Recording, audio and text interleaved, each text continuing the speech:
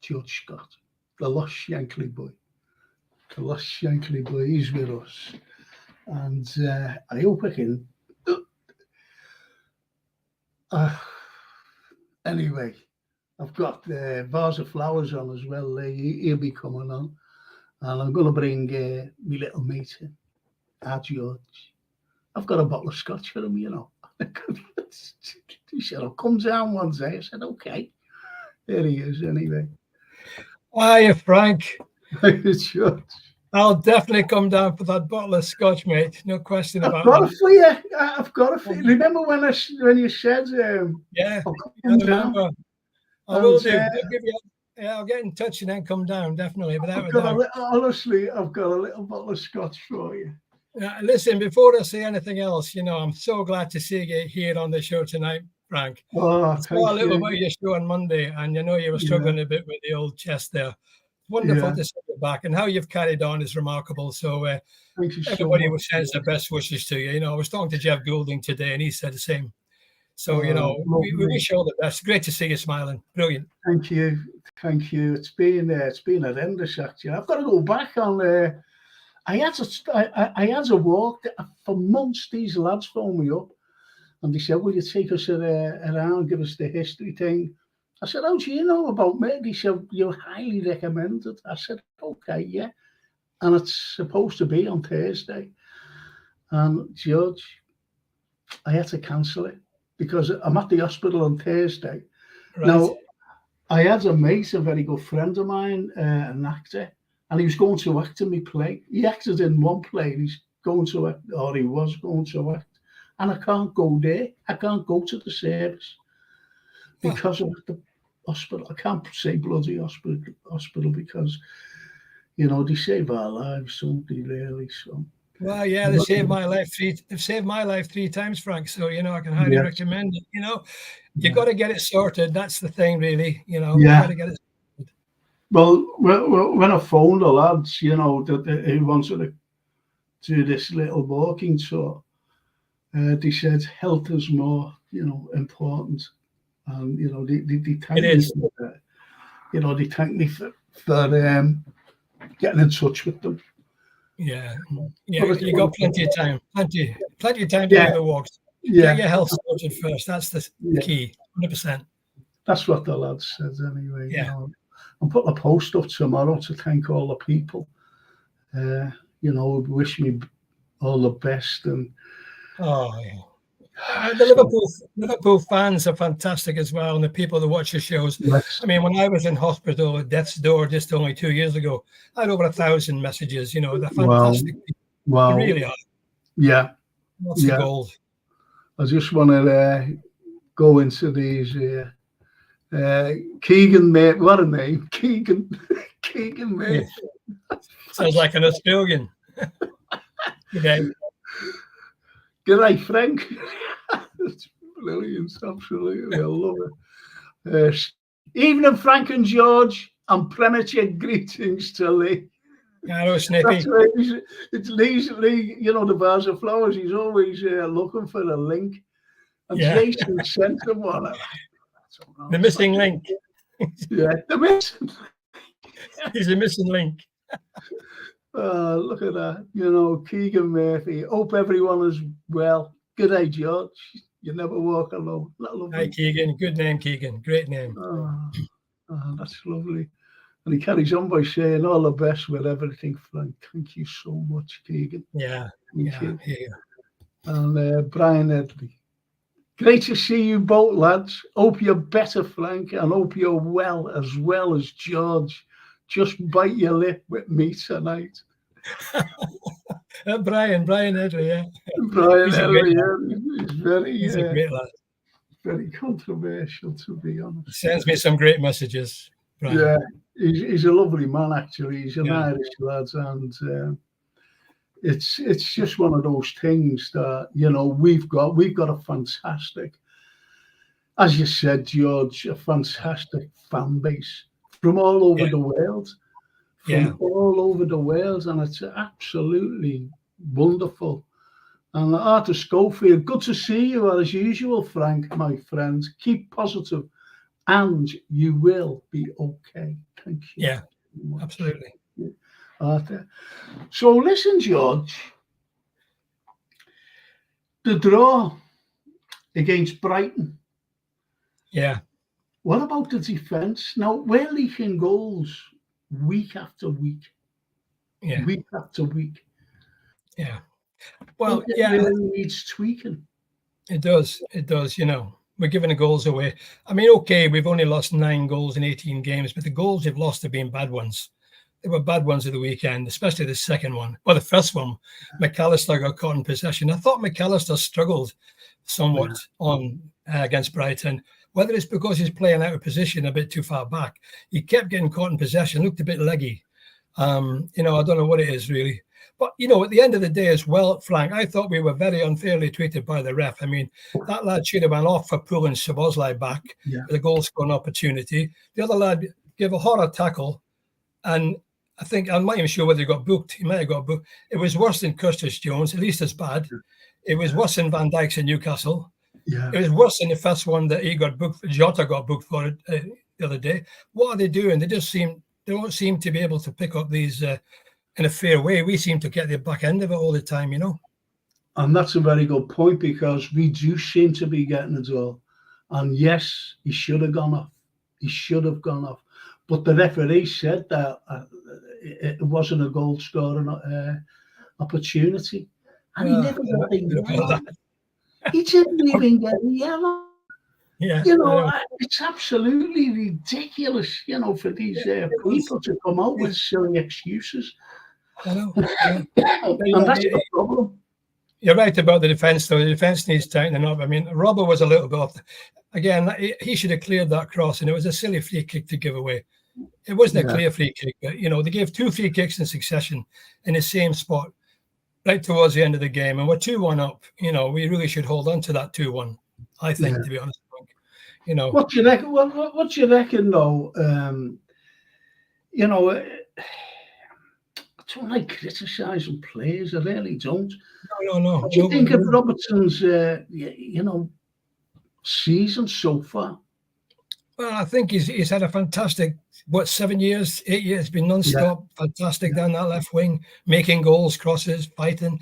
He maybe just back end of last year seemed a wee bit tired, maybe a bit too many games, and he hasn't quite recaptured it. But he's a great fullback. I mean, just maybe he needs a bit more confidence. And again, you've got the shopping around the back 4 a bit, aren't they?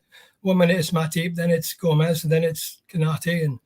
And Van Dijk's not quite maybe as he was. He's a little bit down the pace a bit from where he was, I think. Man, you haven't said that, Frank. If Gravenberch had scored that pretty easy chance, that would have been 3-1 game over. And if we hadn't been robbed at Spurs by the stupid decisions, we'd be top of the league. Yeah, another 3 points. I was going to come on and say that. I was going to say about that goal, Gravenberch. I know the other guy missed one for Brighton later on, but that was after. If we'd have scored, it went 3-1. No, we would have gone. Yeah, we would have been. We would have been cruising, to be honest. Yeah. We would have been cruising. I'll just go through a few comments, if you don't mind, George, please. Yeah, absolutely. And Snapey goes, there's a family ethos with Liverpool fans, Frank. I'm sure they all wish the best for you. Oh, that's lovely. Absolutely. Thank you. Absolutely. Look at this. Arthur Schofield, George, you are a tonic for Frank.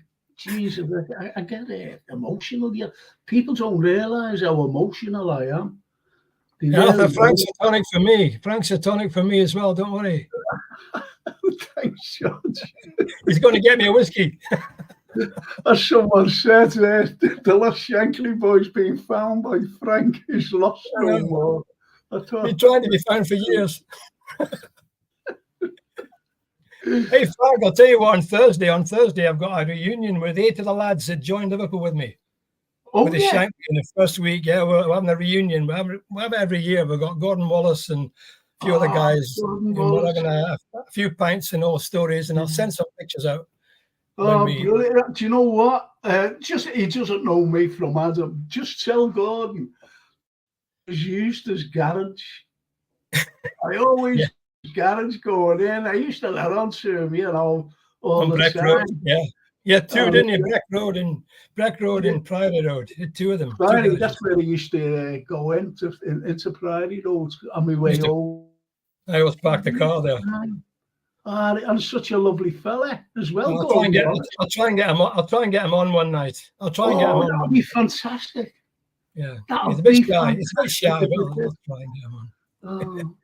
And when you talk to Jeff Goulding,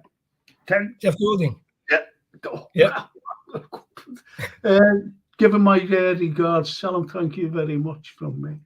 Yeah, he's off work at the moment, so he's. Is he? He's like the rest of us.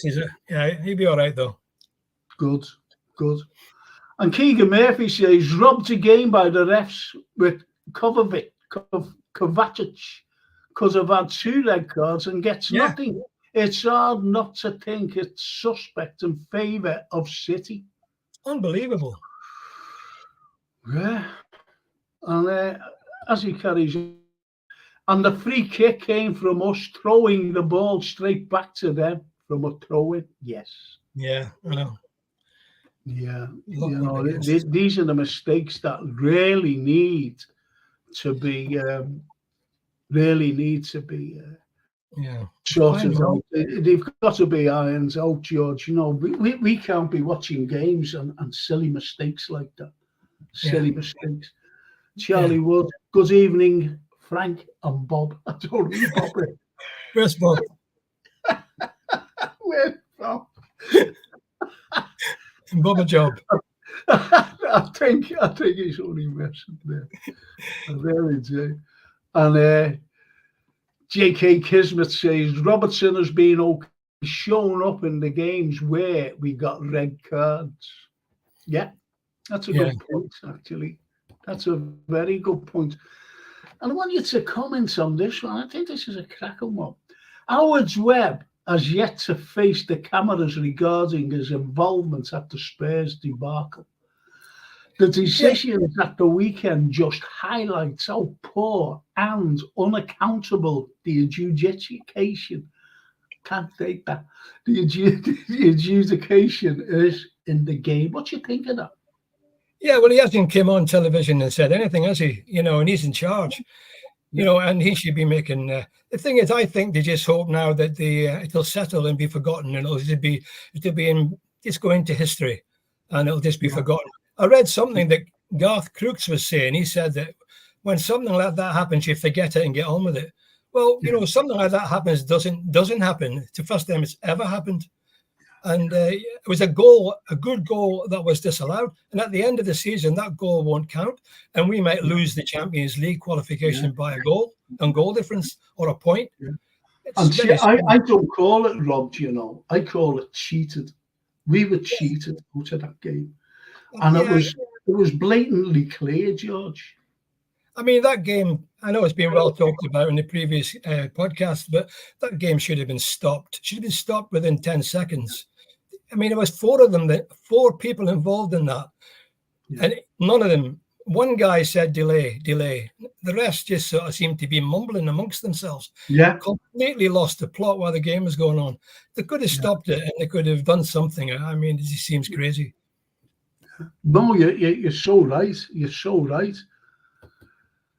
Brian Edley says, lads, don't forget Ali's save when we were winning. Fantastic save. He's just brilliant. And Keegan Murphy says, we're all Liverpool brothers and sisters. And we are. Yeah. We certainly are. And Arthur Schofield, George, I agree with 100% of your opinion of the Brighton match. Yeah. I've got to answer this to I've just got an answer to Vaz. Lee, he sent you out a new link. He sent you it out, honestly. So go back on your link, your thing, whatever you go on, and just get on. We're waiting for you. We're waiting for your rants. That's what he said. Yeah, when he comes on, I'll be quiet. And JK, he says, the occasions that have cost us this season, the Chelsea handball. Yeah, forget about that. Oh, yeah, as you said, everything's forgotten. The offside goal versus Spurs, and no red cards when won a pen. All that, along with the other soap operas this season. And you're right. And all the media, Frank, especially the London media, all they're talking about is Man City and Arsenal and Spurs. They're forgetting Liverpool. As I said, if we had a couple of little fine margin decisions, we'd be top of the league. Despite the problems, we've played 3 games with 10 men. I mean, Liverpool's got every chance, I think, if they tighten up in defence, of being right there at the end. I'm sure they will be. Yeah, absolutely. I just want, can I ask the people out there, can you press the like for me, please, to get the algorithm up? If you haven't subscribed, just subscribe, costs absolutely nothing. And it'll be great, because I have the likes of George Scott or Marios Manzos. I have Jeff Goulding, the author of everything. So please just subscribe if you haven't, and also press the like. Even if you press the like, just press it again for me. Neil Broderick says that Spurs game affects us big time. The fact that we lost 3 starters, Jota, Gakpo and Jones, knocked Klopp out of his rhythm. That's a very good point. I can't believe we got Gravenberch for a song. We pulled Bayern's pants down there. He looks a prospect for the future. But I think that the first comments from it, that Spurs game affects us big time, and he mentions Jota, Gakpo, and Jones. And we missed all. We missed all 3 of them. We missed them all badly, even as substitutes. But I think that's it's a very good point, because it does knock the manager. There's 3 of them out, so it does knock the manager. It really does. I'm going to bring in Marios here, because I'm going to ask him the same. Oh, good man. He's waiting for us. He's waiting. I'll leave him there for half an hour. No. I'm sweet. There he is. Hey, Marios. Hello, lads. How are you? Hi, Marios. Great to see you this all. And you, man. And you. Good to see you. Yeah, good. How are you, Frank? Is all right? Is it all right? Yeah, I'm getting there. I've got to go back to the hospital on Thursday and Friday. So I did. You've got to, haven't you? Really? So I've got to see a surgeon. I've got to see a surgeon. Okay. Thursday. I told him on my face once, and he went like that. He said, I want to see you. He said, he came in. He said, I want to see you. So I said, okay. And I thought he was going to see me there and then. And he said, I'm very busy at the moment doing some operations.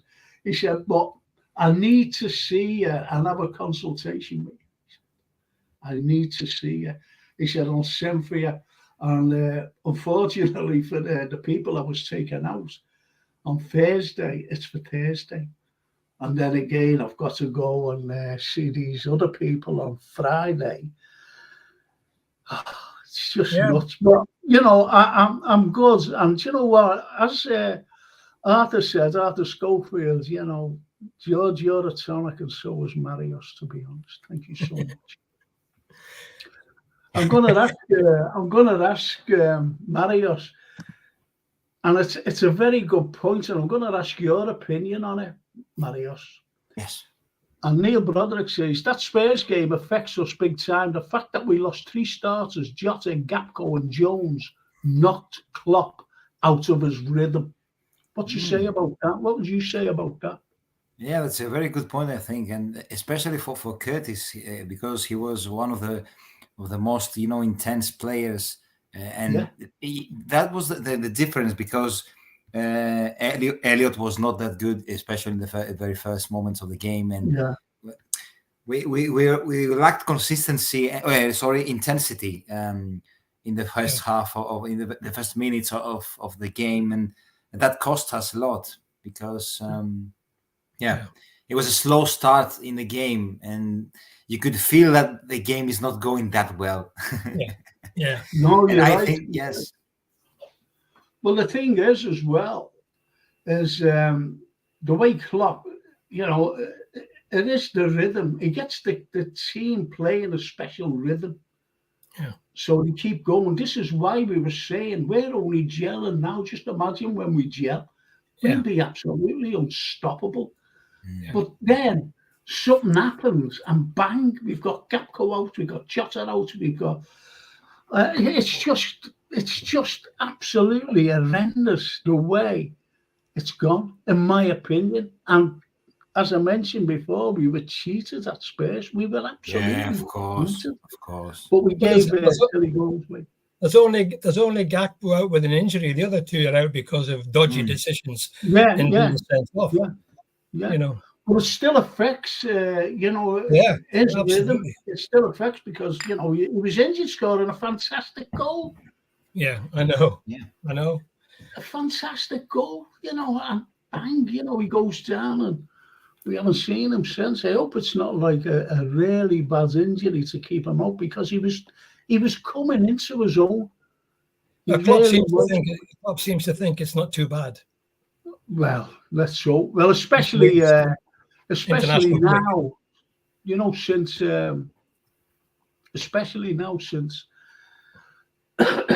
excuse me, especially now since we've got a break, we've got a stupid international break, which is no good to anybody, to be honest. And it'll give time to recover, a couple of little knocks and whatever. So that's what I look at. That's the way I see it. And, it is sad.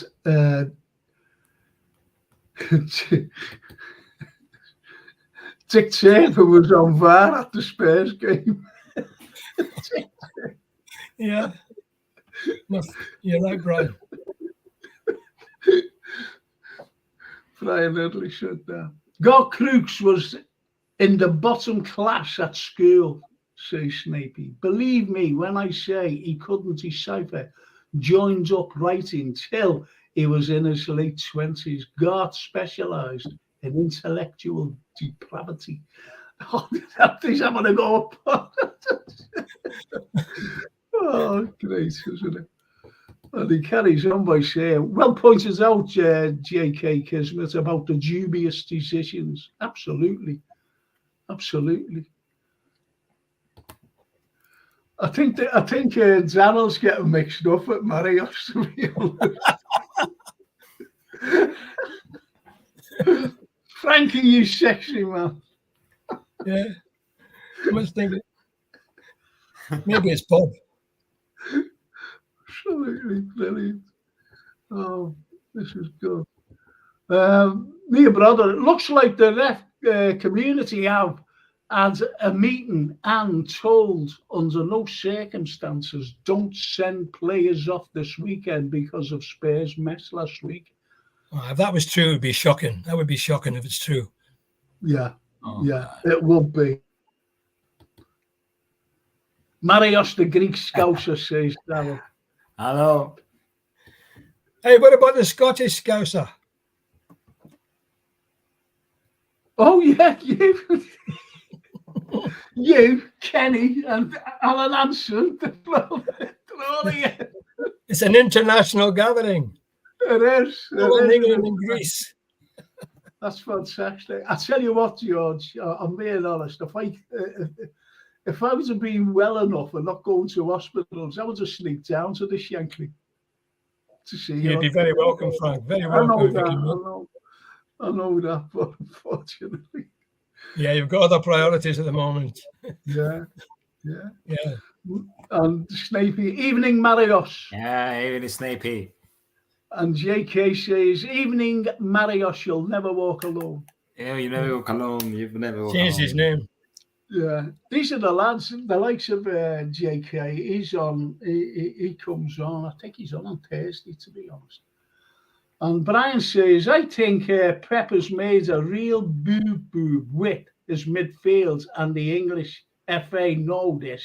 Plus, they have taken one look at this new Reds team and have decided to stop us. But we will prevail only if Jürgen quits this nonsense of defending, because it's making the rest of the league happy.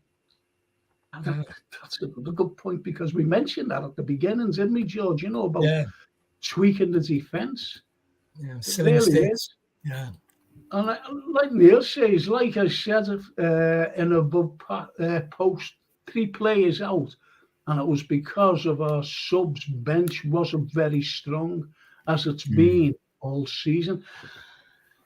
I think we've had a strong bench. You know, I do. Forget the sending offs, forget the little injuries as well. We've had a strong bench, actually.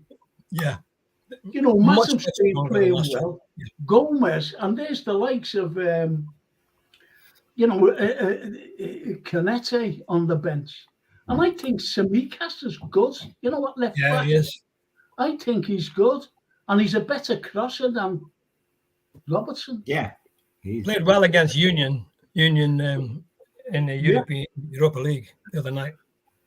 But there's people, I was on, I never went on, I was just looking in, like the lads here. And they don't like Tsimikas for some reason. I just don't know why. There's only a few of them, you know. No, he's good. There's only a few. Yeah, good to see you, Marriott, mate, says Brian. Yeah. Cheers. And vase of flowers again. Frank, tell Jason that link he sent me doesn't work, and send me another one. The same thing happened last time, Frank, but Jason sent me a different one. That worked. Okay. All right. I'll.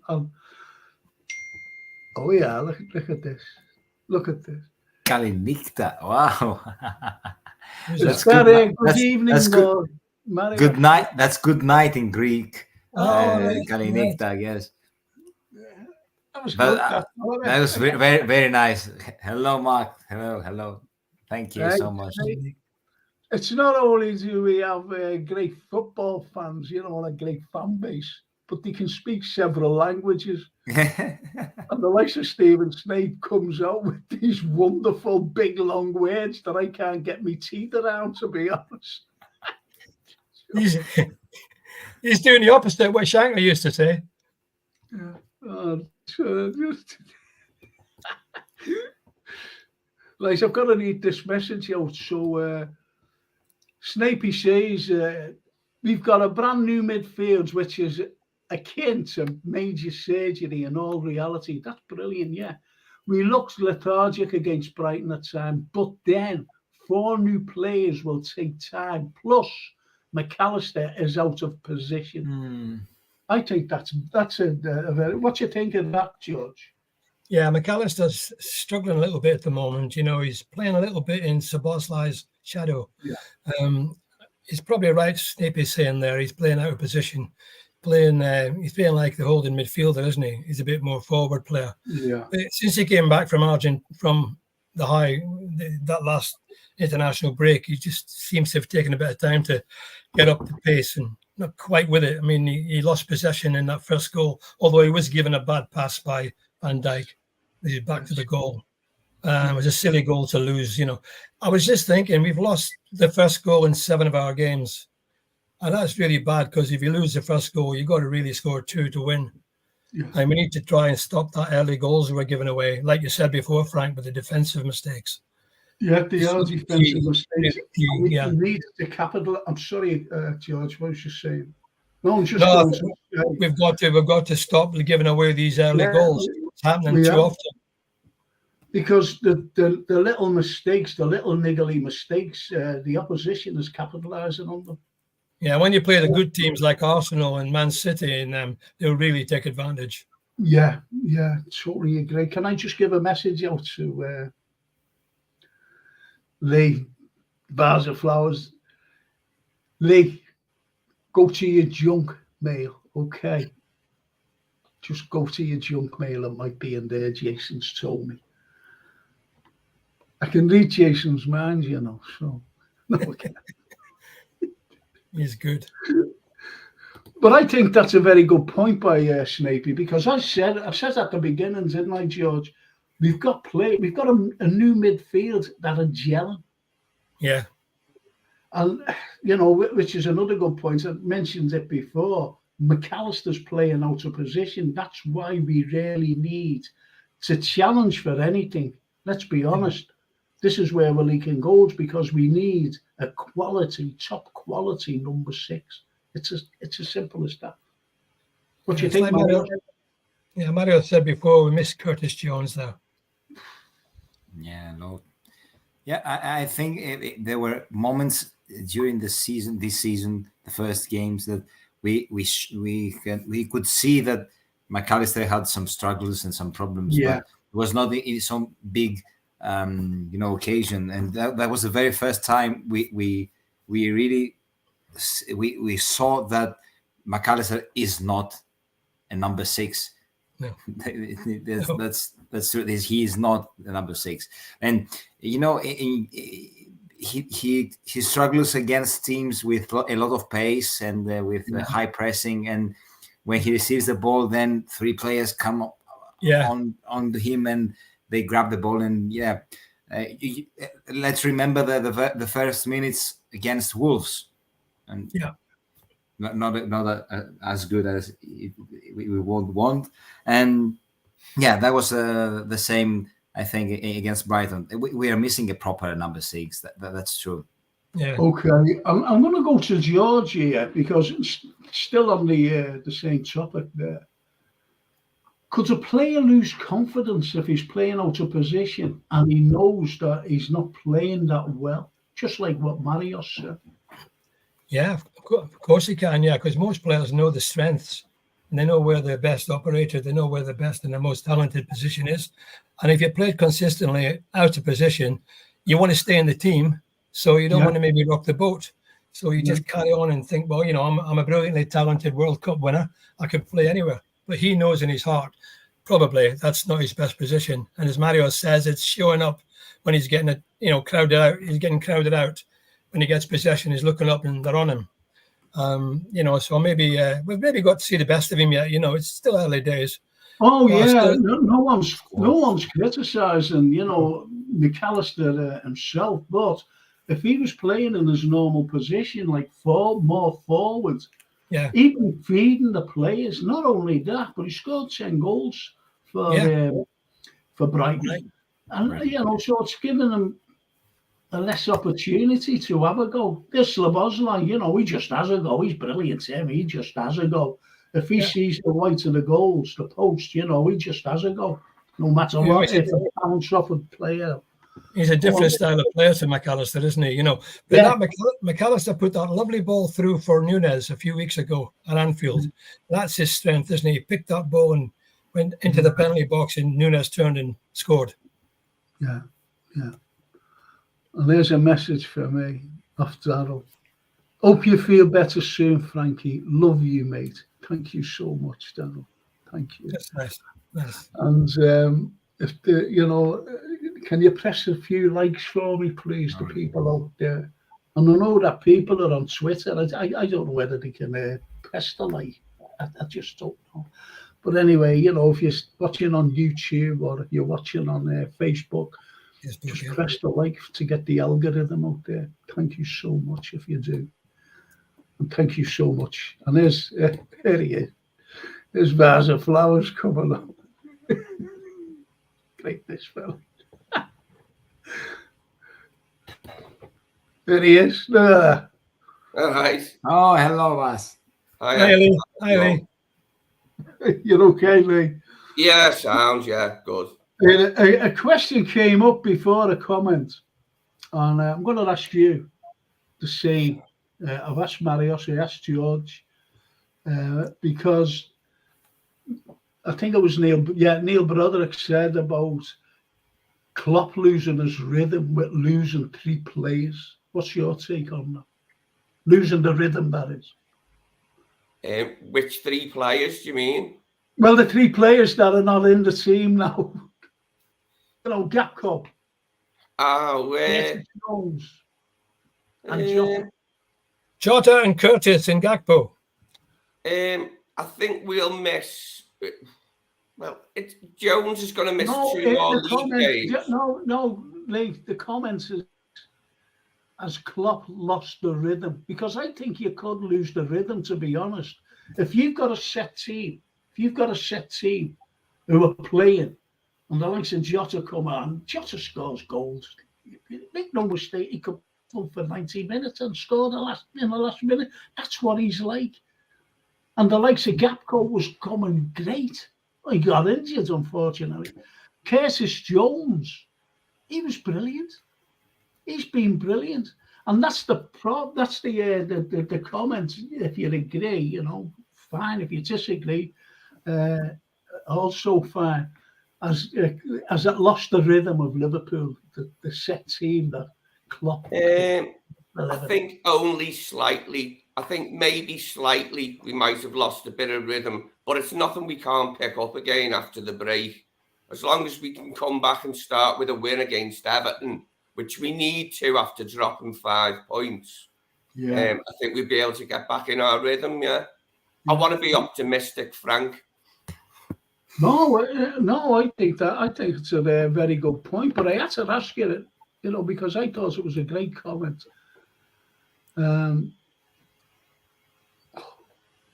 Brian Edley, get Clough's picture down when you go there, George. I don't think it's there now. I don't think it's there now, Frank. Is it gone? I think so, yeah. Gone, George? I think so. Brilliant. Yeah. I said, I went in one day, I was with Francie, my daughter, and as soon as I walked in, I went, what's he doing there? And anyway, I said that he blames us for the Hillsborough thing. I said he just blames us. Drunken yarbs. That's what he said. Yeah. I'll check it out on Thursday, but I'm pretty sure it's gone. George, send me a message, please. Hey, Frank. Yeah. That really spoiled the memory of Brian Clough for me, because I liked Brian Clough before he said that. I used to find him funny. Before he said that about Hillsborough, I used to like him, but he spoiled his own memory there with me. Like his legacy, of Liverpool supporters liked him. He was a clever, funny man, Brian Clough. He was a funny guy. To Liverpool. But one of the funniest things I ever heard. When they were picking an England manager, and they were all went wherever they go, for an interview. So they were all sitting there, Brian Robson and Greenwood and them all, and they're all sitting there in suits and ties. And he just runs in a tracksuit, and he said, "All right, lads," he opened the door and he went, "Have I got the job?" Yeah. He just looked at him and went, "Okay, ta-ra," closed the door and see you, lads, and just got off. I thought that was so funny. Hey, Frank, there was a program on LFC TV about the 1965 semi-final with Inter when the ref was paid. Do you remember what the ref's name was? Ortiz de Mendebil, the Portuguese ref.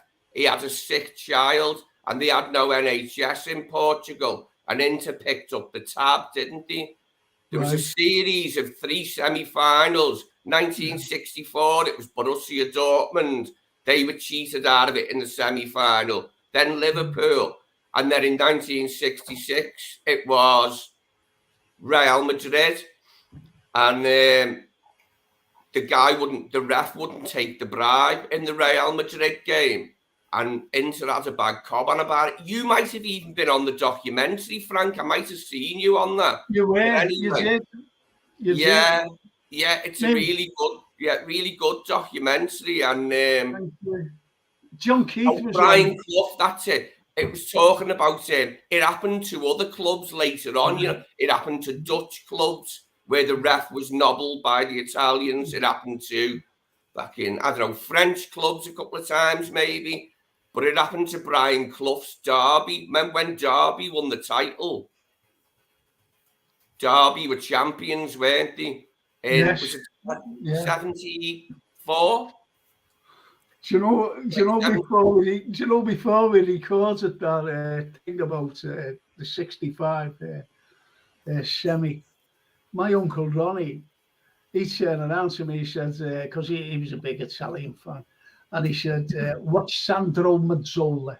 I said, who's he? He said, just watch him. And anyway, he scored. So before that, I'm looking out the window of,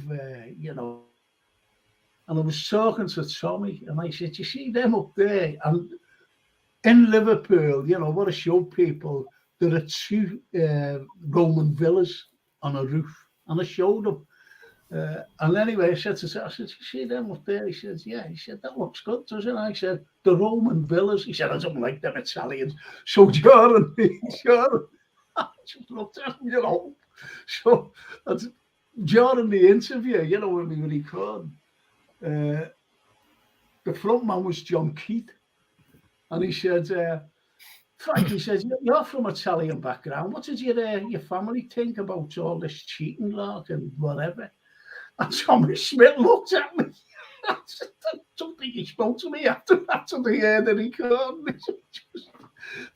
Because he said during the interview that he actually kicked the referee because he kicked him off the pitch. Yeah. He kept kicking him, didn't he, up the arse? Yeah, no, he did. He did. Absolutely. The bit that made me laugh, Frank, why I mentioned it was Brian Clough. When his Derby team played Juventus in the European Cup must have been 75, they got Colin Todd sent off, and it was like a bad decision. And Clough came into the dressing room, and all the Italian journalists wanted to speak to him, but there was only Brian Glanville. Do you remember him? He was on the documentary with us, Brian. Yeah. Well, he could speak Italian, and Brian Clough came in, and they tried to speak to him, and he went, "Go away, no cheating bastards will I talk to," when the Italian journalists tried to talk to him, and they all went, to Glanville, went, of course, what's he saying? And he wouldn't tell them what Clough had said about them, that they're a bunch of cheating B-words. And even Brian Glanville, don't forget, he was one of the top journalists, sporting journalists, actually. And he said himself, I seen a brown envelope being passed over. Yeah. That's what he said in the documentary. Yeah, Dortmund in 64, Liverpool in 65, and in 66, the ref wouldn't take the bribe. But I'm going to go to George there because, it's his era. And it's only what you're saying about that because it was one of the most controversial things ever. George, do you think... We were cheated. The home game against Milan was the last game I attended as a Liverpool player before I was transferred to Aberdeen. And the one in Milan was an absolute nightmare because the referee was definitely bent. I mean, he gave I think Tommy got the ball, Tommy Lawrence, and he was bouncing it. And the Italian guy came from behind him, kicked the ball out of his hand, put it in the net, the goal stood. And then the next one was an indirect free kick. And in those days, you couldn't score direct from an indirect free. No. And Fischetti hit a 25-yard shot into the roof of the net, and the goal was given there again. And Shankly was convinced, and Bobby Paisley were convinced, as most of the players, that they were robbed, they were cheated. They were well beaten, Milan at Anfield. It could have been 4 or 5. And you're right what you said about Mazzola. He was a fantastic player. They were a great team, no question about it. And the manager was Helenio Herrera. But this is what I was going to say, George. That year, semi-final, we should have gone through no matter what. And Chris Laurel, I think, had a goal disallowed, didn't he? In that game. He did. That would have been 4-1, A perfectly good goal. Well, that's my question to you, George. As I said, you were there at the time. Yeah. You were there. You were a Liverpool player. Both games. And do you think that Liverpool would have won our first European Cup in 65? Yeah, there's no reason why not. They were a fantastic team, proved it against Milan in both ties, really, but especially in the one at Anfield. And I don't think there's any reason why we wouldn't have won that European Cup and been the first team in Britain Celtic got that honour, didn't they? Celtic, the Elizabeth Lions. I'm glad Celtic got it before Man United. Yeah, I'm not glad they got it before us, though. No. It would have been Benfica, wouldn't it, in the final? If if the ref hadn't have been paid, it would have been Benfica in the final. Eusebio. Yeah, it was dodgy business all round, I think, to be honest. Shankly was incandescent. It annoyed me that the other journalist, Frank, was Keith Botsford, an American journalist, because Brian Glanville didn't speak Portuguese. He could speak Italian and French and German, but he didn't speak Portuguese. So he got an American journalist called Keith Botsford to interview Ortiz de Mendibeel, the paid ref, and he admitted it. He said, yeah, they paid for me sick kid. What was I going to do? That's no good to us, is it? I'm sorry his child was sick and Portugal didn't have that stuff in 1965 to help the kid, but that's not our problem, is it? No. A long time ago, and it's history now. Italians. I do like Italy. I like Italian films and stuff like that, but their football fans are a bunch of bastards sometimes, I tell you. Aren't they, Marios? Italian fans sometimes. They're a bit nasty, aren't they? Yeah, nasty, I would say, yes. Not all of them. Not all of them. No, good fans and nasty fans everywhere. Yeah. You've got the ultras. You've got the ultras. That's who they are, the ultras. Yeah. Gerrard's lad, he said to me, the Roma game in 2001, right, in Rome, and he said to me, will it be safe over there? I said, yeah, why? And I told him where to go. I said, find a hotel near the Colosseum. I said, you really will be all right. So he said, okay. And he went with his mate, and our young Gerrard's big lad, and so was his mate, big lads. And they were having a meal by the Colosseum where they were staying. And it was one of the lads, one of the waiters, who went out and said, he asked him, he could speak English, the lad, and he asked him, you're English, have you come to see the game? And he said, yeah, because they had no colours on or nothing. So he went, okay. He phoned his mates up, the ultras, and they came around and they waited for them. And when they came out of the restaurant, he battered them. And Gerrard lost all his teeth. He was only a young kid, lost all his teeth around here. And he was in hospital. I think, I'm sure it wasn't now. I forget who went to see him, an official from LFC. I forget who it was. Went to see him. And, but that's it. But not as a look what the Lazio fans done to Sean. Oh, yeah. Across the road and hit him on Sean the Cox, Sean Cox, yes. And that was completely unprovoked. Well, that's it, because Sean Cox was just an ordinary Irish fella, good Liverpool supporter. Yeah. Goes the game, wallop. Yeah, outside Anfield. He could have been anyone, Frank. He could have been anyone to them. He was just a Liverpool fan. To them, it could have been any fan. Yeah. Well, okay. Can I carry on with the comments, please?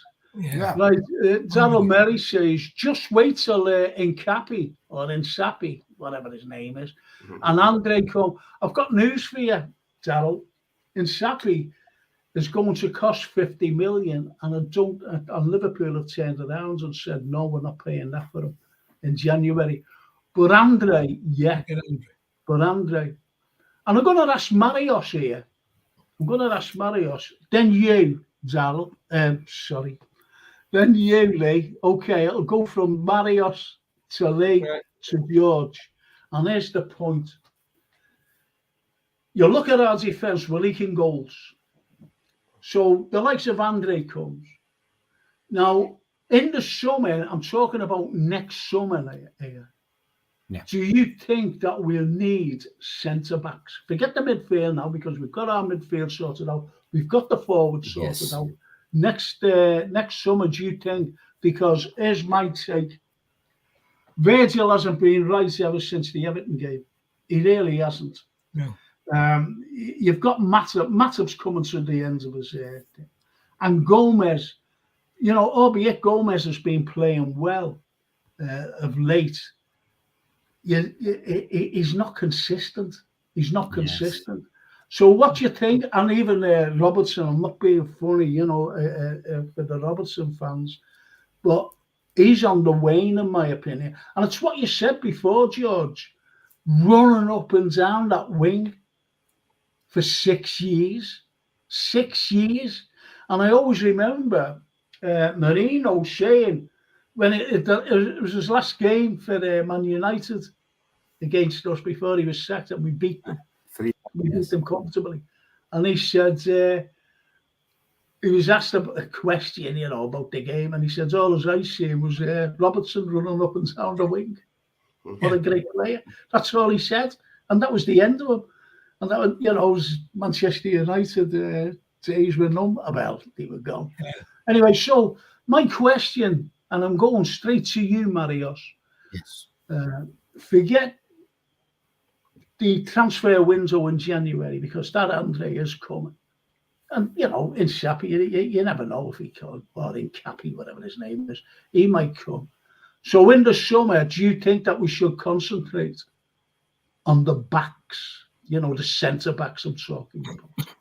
Yeah, I think that the conversation was also the same during this summer. And I think we were talking about a possible centre back for this summer. So we didn't bring anyone. So I think we will definitely go for at least one centre back in the next transfer window of the summer. I think Klopp was not negative in terms of bringing in a new centre back, but he didn't find the right player. So I think he will definitely go for one, for at least one in the next summer. And yes, that's what you said, George, Frank. Sorry, about Matip and Gomez as well. And Virgil also. He's not the like he was when he came in, because that's biology, that's nature. he grows up, and yes, we need fresh legs. We need fast, strong, with a big pace centre back to perform in this level, because Premier League has a great level of intensity and speed and pace, and we need players in every position that can run. Yeah. What do you think, Lee? Do you think I think we should go after two, in my opinion. Yes. One for Matip and the other one for Virgil, unfortunately. I'm not saying get rid of Virgil. I'm not saying that at all. Yeah. We've got to look at him, and he's getting older as well. Don't forget. Go ahead, Lee. I think in the summer we should target two centre halves. So we'll have Van Dijk, Quansah, and Canate in my eyes, and we need two more to replace Matip and Gomez. If you look at Man City's options, they've got 5 good centre halves. They've got Akanji, Stones, and Diaz are all right-footed. Then they've got Ake and Guardiola left-footed. That's 5. So if we had Virgil, Quansah, Canate, and then we had 2 left-footed ones to balance it out, like City have got. So possibly Inacio, possibly Hincapi, all the other ones we've mentioned, or that were mentioned in the summer. I mean, there must be a lot of left-footed centre-backs. We need balance, don't we? You need balance on the pitch, and it's nice to have left-footed centre-backs. If you've got 5 centre-backs, you don't want 5 of them to all be right-footed, do you? No, certainly not. What do you think, George? Do you think that we should go up to 2? I'll go along with what Lee's saying there, really. I mean, I think we should go for 2. One of the things I get a bit disappointed with in watching the Brighton game was how slow we are at the back. When the ball comes out to Van Dijk, he seems to stand on it. He just stands on it for about 30 seconds, nothing's happening, and then he passes it to somebody. Eventually goes back to the goalkeeper and passing it around. There's nobody coming forward. I remember Alan Hansen used to come forward out the back. You know, he was brilliant. But we need, as Lee said, we need balance. And Matip has done quite well recently, but he's coming to the nadir of his career. Young Kwanzaa looks a good prospect. I think he'll come through. Very well. I thought he was really good against Union of the Austrian team. Never put a foot wrong. So he's going to be good.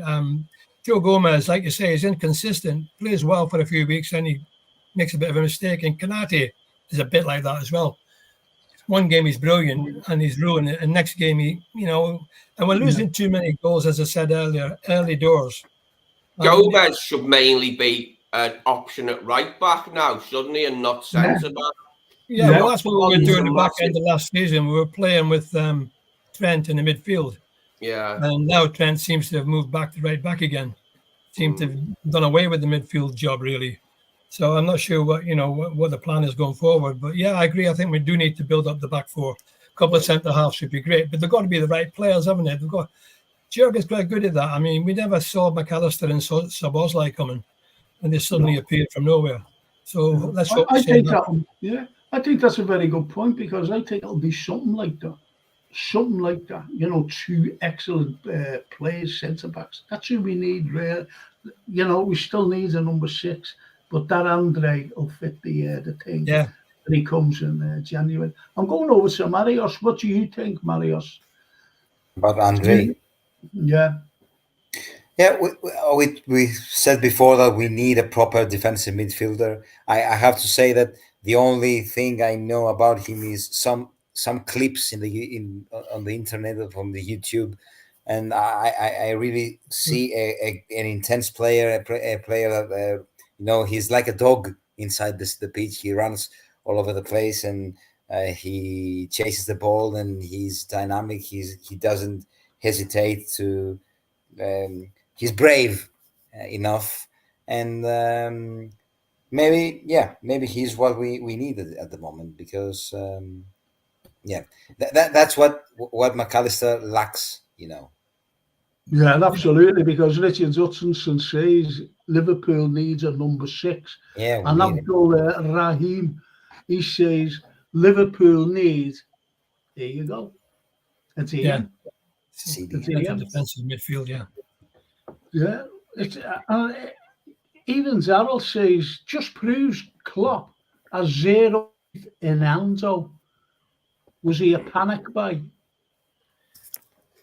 I'm holding off my judgment on Enzo for a little while, because, like we said about Fabinho, he didn't play, did he, for 2 months when we bought him? He sat on the bench for at least 2 months before he even got a look in. So that might tell you something about where Enzo is going. You know what I mean? He's just waiting, bedding him in. He's got to train with the team for a couple of months and see how.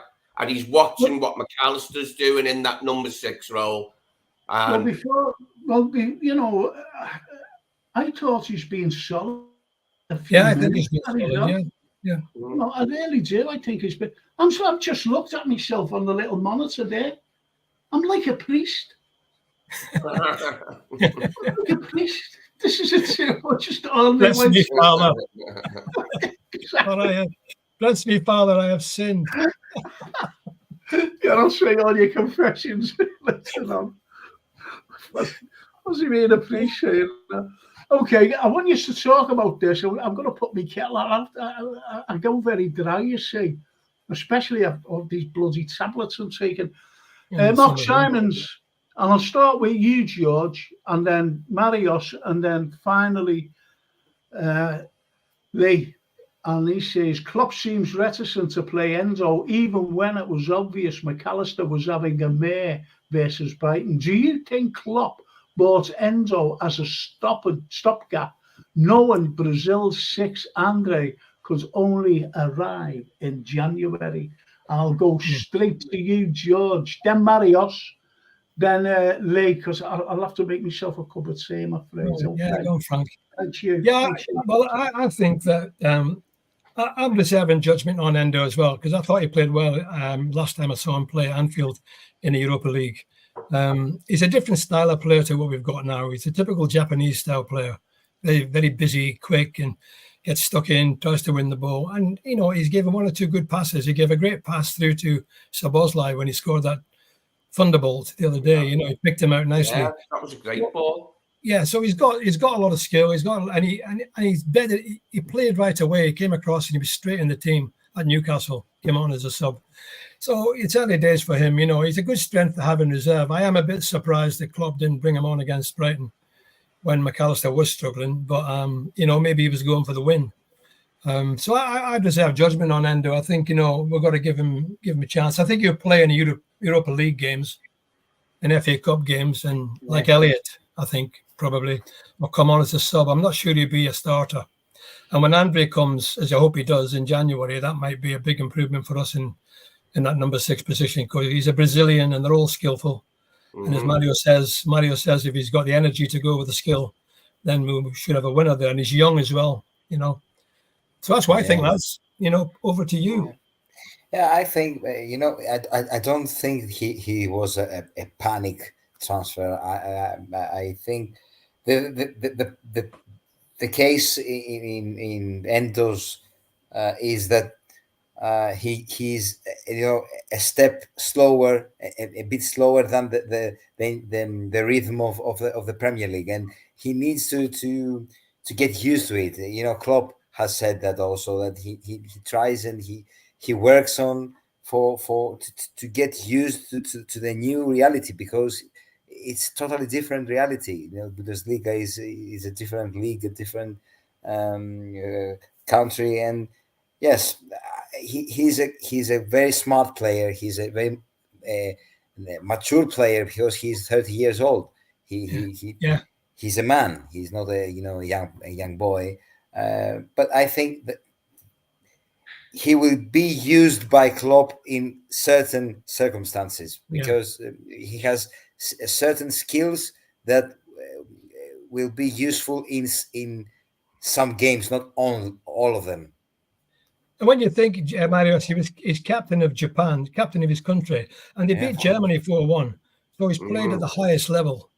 So he's not a mug, is he? I mean, he's somebody that, will learn from Klopp and get used to the Premier League. It took a long time for Fabinho to settle in. I remember it was quite a number of weeks before he started to be played confidently by Klopp, We can't forget, Endo only cost a small amount, didn't he? It was 12 million.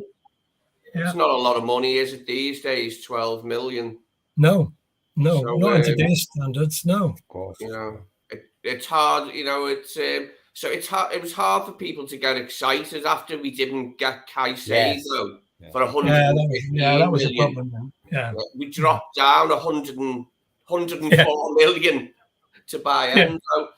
But I think he could become a cult hero. I think he could, once he's settled in, become, one of those type of cult type of players that everyone loves, because they put in a proper shift. Because I like the way he wears the gum shield. That's it's good that in Endo's gum shield, you can see he's ready for business, can't you? Yeah, we've had a few of them players come in, and they became cult figures. Who was the big Russian guy? I forget his name now. They used to chant his name. Igor. Remember him? Igor Biscan. Yeah. He wasn't a brilliant player, but he had his moments, and he became a bit of a cult, didn't he? Yeah, definitely. He had his moments, yeah. Yeah, I think Endo, it's good to have a big squad anyway. I think that's the big difference this year. I think we've got quite a strong squad. I watched the game against Lask, the away match, and I thought we had a better team on the bench than we did on the pitch, with the names of the people that were on the bench. And Marius and I spoke last in the summer, Lee, about the need for a stronger bench and about some depth. We didn't have any depth last year at all. We just kept getting, in the middle of the season, we were going backwards. It was only in the last 10 games when Curtis Jones started to perform and Trent went into midfield and we won 10 games or whatever, 8 games out of 10. So now we've got a much stronger bench, and up front we've got riches. I mean, we're always going to score goals. I've said that all the time. We're always going to score goals. We've got to stop conceding. I think that this is the first season since Klopp has been at Liverpool that we've had real depth. And I mean real depth beyond the 2 or 3 substitutes. 2, 3, 4, 5 substitutes. Now we've got like 10 or 11, haven't we? You know, we've got 2 teams now, and we've never had that before, have we? He's always had limited resources, Klopp, hasn't he? In terms of like numbers. But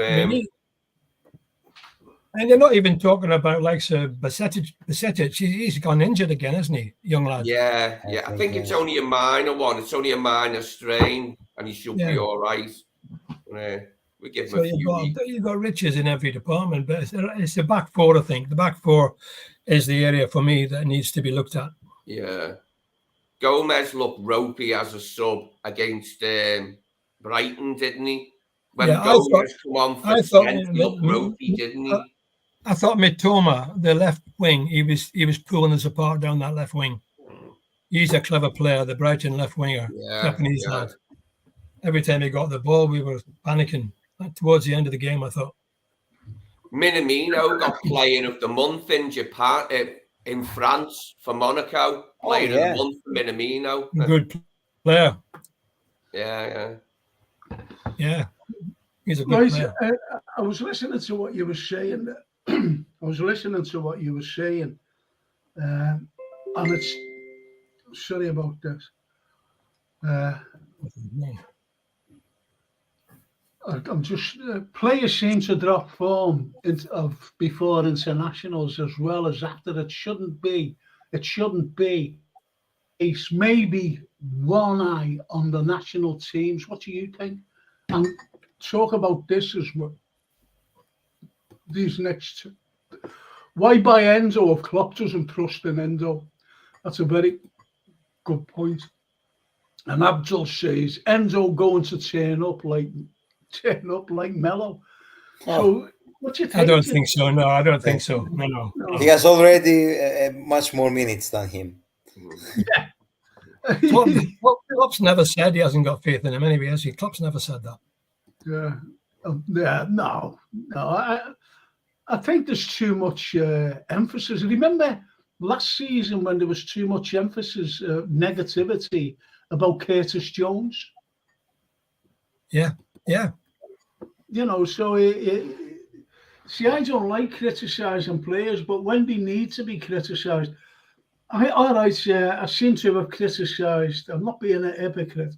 I seem to have criticised Robbo, and the point is, Robbo was at that level, the height of his level, and he has dropped, and that's the problem. He has dropped the level. That's why I've actually mentioned him, that he's not, playing at that level. I'll just say, rather than anything else, he's not playing at that level. And Stephen Snape says, I think when Gravenberch, Endo, or Bacic get properly up to speed, our defensive midfield issue will start being solved. They wouldn't have signed Wataru that's Endo, if he wasn't fit for the role. What do you think about that, Marios? Yeah, good point. I think we almost have forgotten about Bacic because of the injuries, and we don't count on him in our minds sometimes. But yes, we need him. We need him a lot, and as for Endo, I said before that he has certain skills that will be used in certain games. I don't think he was a transfer to be in the starting lineup in every game. I think he is kind of squad player, rotation player. So I agree that it was a decision that made from Klopp, and he has the reasons why. He knows the reasons. Yeah, I don't think it's a panic. It's a panic transfer like Melo.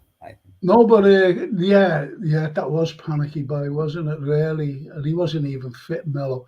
I think it was unfortunate for him. Really, it was unfortunate. I mentioned when he first came, I said, someone asked me if I'd seen him play. I said, yeah, played at Anfield for Barca. Yeah, and I was just going to say that, that was his best moment, wasn't it? Yeah. That was his best. Yeah, it was. It really was. That's a crack of that. Abdul Rami, I just want to say this. No, I don't know what you were talking about. Bent Abdul says, Richard Hutchinson, Bent. I don't know what they're talking about, to be honest. And Richard says, Liverpool, best team in England, Europe, and the world. You'll never Good walk. man, I won't argue. Nobody's going to argue with that on this panel. I hope. Get onto this, man. I like mafia movies, clothes, style, and foods. Italian are dodgy bees. Oh, come on, I'm half Italian. What's the matter with it? I like Fellini and people like him. Frank, do you like his films? 8.5 and stuff like that. La Dolce Vita is one of the greatest films ever made. Yeah. Federico Fellini. Yeah, absolutely. Mastro, what's his name? I always forget his name. He has an affair with what's his name? Mastroianni. He's got a funny name, Mastroianni. He has a big what? I know what you mean, Mastroianni. I forget his first name. Mastroianni, yeah, I forget his first name. But he has an affair with Sophia Loren. Lucky man. Who was the bloke that Ingrid Bergman married? Rossellini. Rossellini, wasn't it? And the daughter was Isabella Rossellini that was in Isabella Rossellini. Yeah, that's right. Dennis Hopper. I don't know where my little there it is there. I like Italian movies, clothes and food. Well, that's it. Shane McGowan, there's 4 pints for us there, lads. Evening. Cheers. Cheers, Shane. I've got to go down to these, later ones. I'm sorry there, boys. I've got to go right down. And Richard Hutchinson says, he says, Liverpool needs Andre, Neto, and Inacio because, he says, more or less, Liverpool leaking goals, errors, and mistakes. Absolutely. What we said before. Yeah. No, Liverpool replaces some players and freshen up. Oh, there's Keith. Keith Taylor. Evening, gents. I hope you're feeling better, Frank. Thank you so much, Keith. Keith, I know that you're on Thursday, but I won't be able to go to Jake's funeral on the Friday because I'm at the hospital, unfortunately. So I won't be able to make it. I'm at the mad time as well, which is I've got a funeral up by Anfield on Monday. This Monday coming, 6 days. Yeah. Right up by the ground it is. Yeah, there's Brian. Let's go back to football now. Yeah, let's see what Keith said. Let's get back to that. Right, I'm going to very controversial to some of these here. I'm just going to read out these 4. One's very, very, very controversial. Lads, we can get all the best defenders in the world, but if the manager is telling them to zonal mark and let balls drop in the 6-yard box, it won't matter who we get. They have to defend and do it properly. Don't answer that yet. Snapey says, Robbo's on borrowed time, a bit like Henderson or Fabinho. Andy's been brilliant, but his legs are tired. Klopp's high energy game saps players, and I'll say it again, there's no sentiment in football. And this is very controversial also. And he says, there's question marks on Robertson, Trent, Virgil, Matip, Gomez, Canete, Tsimikas, Diaz, Elliott, Jones, Thiago, and Nunes making mistakes. So just leave Could it. you lengthen the list a little bit, Richie? I wonder why we're only a point behind Man City then. Come on, please, we leave them out because You do get controversy, as I said. Very disappointing, says Keith Taylor. Sunday, very disappointing on Sunday. But again, decisions from the officials went against us, especially the penalty, brackets, no red card or even a yellow, close brackets. And it wasn't a free kick leading up to their second goal. However, Robbo should have done much better.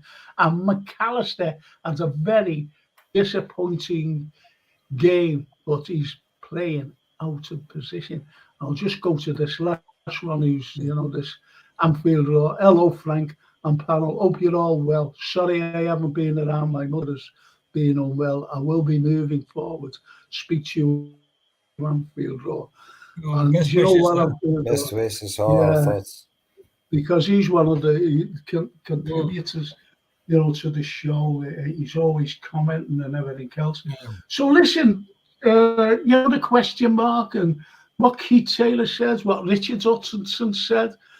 And I'm going to start with George because he couldn't wait to get in there. Go ahead, George. Well, I agree with what Keith Taylor said. It's got some good points there.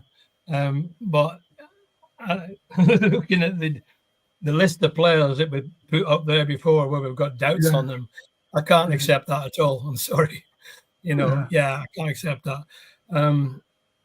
Trent, no matter what his defensive faults are, one of the best players in the Premier League, as far as I'm concerned. Konate, Gomez have the moments, ups and downs. Tsimikas, I think, is a wonderful left back. Diaz is fantastic. He's non-stop. Elliott comes on, gives 100% every time. Jones, I think, has been brilliant this year in the back end of last year. Yeah, doubts against Thiago. I agree with that because he's never fit and I can't see him getting fit. Just seems to go from bad to worse with his injuries. And Nunes, I think, the crowd is shouting his name. He'll score goals. He's a striker. He will score goals. And I love him. I love his attitude. I love his fire and the way he was going as well. Even when he wasn't getting a game, he still kept going. He got in the team. And I'll never forget those 2 goals at Newcastle as long as I live. Fantastic. So, I think the only one I would have doubts on there really this season is Thiago. The rest of them, I think, will be fun this season. And maybe next season, 1 or 2 might start to fade, by which time we'll get new players in, I think, in the summer. Well, one of them, I'm going to go to you, Marios. I'm going to go to you on this. Yes. Because one of the names there, I'm not going at Tsimikas. I'm not going to him. I'm going to Elliott. Now, what do you think of Elliott? Do you think his question mark should be by his name? Be honest. Yeah, look, I think it was not his fault against Brighton. I think it was Klopp's fault to bring him in the starting lineup because we know what Elliott can do in the pitch. We know he struggles a little bit defensive wise, so bringing him in a game that against an opponent with a lot of intense, a lot of energy and ready to attack, it was not a great idea, I think. I really like Elliott as a player, and as an attitude as well. He's a really passionate guy. He loves the club, but yeah, I think the only problems for Elliott is defensive wise. He's not that good in the defensive part of the game. He hasn't got pace either. Really, he hasn't got pace. If he's got to open, he's made great runs. Don't get me wrong, but the space has been there for him to make runs. But if anyone's if the opposition's got a ball and they're quick, he's not pacey enough for me. What do you think, Lee, about Elliott? Be honest. I think Klopp is still finding out what his best position is. He's playing on the right-hand side of the midfield, isn't he, when he plays? And it's hard to say whether that or the right wing is a better position for him. He's only just turned 20, hasn't he? So it's hard to really judge him at 20, isn't it? I'll say he's got a lot of talent, put it that way. He's got a lot of talent. He can assist and he can score. and he's 20 years old. The two names that were on that list that I don't necessarily want to see next year are Matip and Gomez. I mean, Gomez could still be here, but as a backup right back. But we really do need two fresh centre-halves in the summer. I'd like one in January. I think if we buy one in January, that could help us win the title potentially. We're only 2 points behind City, 2 points behind Spurs and Arsenal, or whatever it is, 3 points. You know what I mean? So I think if we're we there buy... and thereabouts, Lee, aren't we? We're there and thereabouts. Albeit we've just dropped 5 points. We're in the mix, aren't we? Which is astonishing to me. Okay. That's lovely, though. Mark Simon says, I've heard Arthur Theatre is coming in at left-footed technical centre-back. Who's that? That's the one we were talking about last week, and I'd never heard of him before. Hitherto him being linked with us, I'd never heard of him, George. Apparently he's Belgian. I think he plays in France. He's quite tall, left-footed centre-half, and that's about as much as I know. Yeah, he's a big lad. That's all that I know about him. And Abdul says, please, Klopp, buy a number 6 in January. Yeah. And we've got to wait till January. Yeah, well, this is it. Liverpool are crying out for a number 6, says Richard. Ironically, talking about right-footed centre-backs, it's actually the right-hand side we concede most goals. How about that? It's true. I thought on Saturday we struggled on the right-hand side. I think this is a good, and I've said this myself. Andre is the Brazilian Mascherano, and Mascherano was one of the Liverpool's best ever. Yeah. What a player! What a player he was. Ever. Yeah. Him and Alonso. Absolutely fantastic. Javier Mascherano was possibly our best defensive central midfielder since Graham Souness. Yeah. I agree. Totally agree. Yeah. And fantastic player.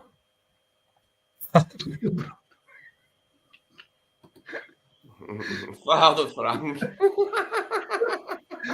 Padre Carlyle. Yeah. Father Frank into house. Anyway, Keith Taylor, Enzo must start matches soon. He's the only holding number 6 in the squad. Jürgen held Robbo and Fabinho back until they were ready for the first team. Enzo will come good as Jürgen knows how good he is. Marios, that comment. Yeah, we talked about this before. I think Bas said that about Fabinho being on the bench for some weeks when he first came in. Being coached by Jürgen Klopp is a tough thing, I think, for a player, and especially for a player that comes right after and when he get used to play in a different style of league, a different football in general, and yes, I think this is the difficulty that Endo has to deal with at the moment. It's just, I think, a matter of time to find the way to help the team properly. I think this is what I think both Endo and the coaching staff is working at right now. Yeah. Keith Taylor says Elliott is not good enough to start games. He's an impact player as a sub, nothing more, I'm afraid. And I agree with him. I'm being honest. I agree with him. I think I tend to agree with that as well, to be honest. I think he's very effective as a sub. Well, I'm going straight to Lee on this, and then Marios, and then George, then Marios. Andre needs to win the balls, do the dirty work, and release it to McAllister, Sobol, Gravenberch, Salah, Nunes, Gakpo, Jota, Diaz, Elliott, Jones, Batatic. I don't know. Not necessarily in that order. Legoers. Yeah, I think Andre will be a brilliant signing. But as far as Endo goes, I've just lost my train of thought then. Endo wasn't here in the pre-season, was he? McAllister and Szoboszlai played the pre-season friendlies, didn't they? And got an idea of what it was like to play in Klopp's midfield. I think if Endo was about those 4 or 5 pre-season games, he might have started at least 1 or 2 more. But no, I'm still waiting for Endo to settle in. I think he's going to work Endo. I think it's going to happen for Endo. He might not be what people want, but he's what we've got for now, and that'll do me. Him and Bajcetic, I'd say, are the 2 best choices for the number 6. Endo and Bajcetic. McAllister should be playing further forward. But Bajcetic, he gets injured. Yeah, but if he's fit and available, Frank, I'm not talking about his fitness. I fully understand that. Yeah. But last season, when he got injured, he was out for months. He never played the rest of the season. Like Thiago, he never played. Thiago's still injured. But young Bajcetic today is injured. And he could be another injury-prone player, unfortunately. Klopp said he's taking it easy with him, Frank.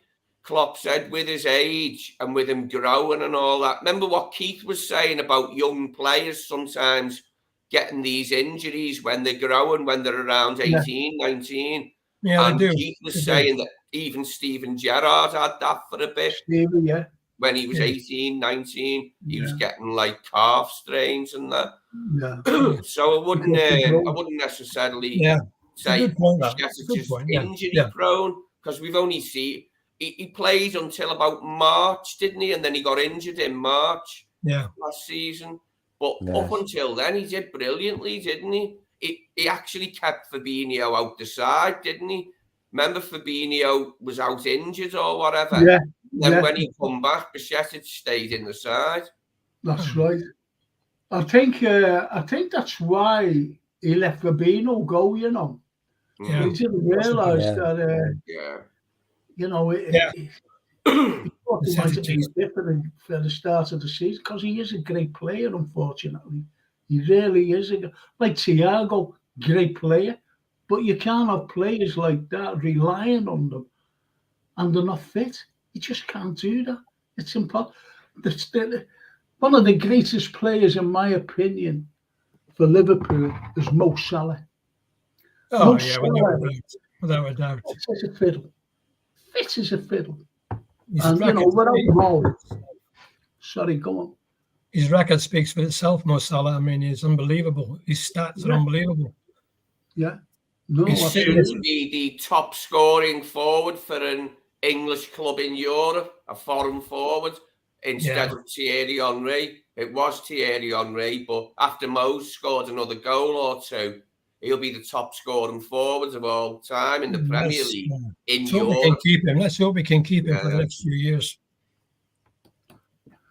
Enzo could be another Lucas Leiva. Smaller player. And this is a good point as well, which, not many people mentioned, only Richard. Enzo can play centre-back, right-back and CDM. Yeah, a bit like Milner in his prime, when Milner was in his prime. Yeah. But as Abdul says, Liverpool need to fix up the defence and midfield. Can't do much more about midfield. We've done a fair bit on that, but I agree with them on defence. Yeah. So I must have your book there, George Darrell Merry. Is this George Scott? Yeah. George C. Scott. The film star, he was a good actor. Brilliant actor. Remember him playing? You know what? I used to get mistaken for Robbie Fowler's agent, because Robbie Fowler's agent's called George Scott. Oh, right. Know that. And there was a snooker player in Liverpool called George Scott. A good snooker I player. liked your pictures on Facebook, George, of you and your wife at the same hotel back when you were a player. And then I think I'm shooting above my pay grade there. It looked very nice anyway. It looked nice. Well, that was in 1965. I just bought a Mini for £535, brand new, from part of my signing on fee for Aberdeen, because they paid $12,000 for me. And I got £1,200, and I was only like 20. It's a fortune. Absolute fortune. Yeah. Oh, yeah. I think 500's a fortune now. That's why she married me, Lee. One of the reasons, George. One of the reasons. I was interested, Richard put a comment on just before, which was good. I mean, when we spoke in the summer, we were so down. And now when you think, if Gravenberch had scored that goal, which he should have done, and if the Spurs game hadn't gone against us, so like it did, cheated out of it, we'd be top of the league. Yeah. It's amazing. Top of the league. We could be. We're only a point behind City and 3 behind Arsenal. And we played some of the top teams away from home. Yeah, that's true. That's true. Well, JK, he says defensively we have been poor in the last 2 Premiership games. I'll go right to you there, Marius. Yeah, we are. We are, of course, and we have a lot of defensive problems. You talk about the last 2 games only? Yeah, it just says the last 2. And that was obviously Spurs and Brighton. Well, we did well at Spurs, didn't we? I thought we did brilliant at Spurs. Yeah, we defended well at Spurs. We defended well. 9 men. Very unlucky. Exactly, with 9 men. With 9 men, we didn't concede a chance. Yeah. We needed to bring the ball inside by our own feet for them to score. And so unlucky at the end. You used the word cheated before, Frank, instead of robbed, and you were spot on. While I was trying to get me link sorted before, you said we were cheated, not robbed. Yeah. We were cheated. I think there was malice in some of them decisions. Because definitely a good goal. We didn't get it. Mm-hmm.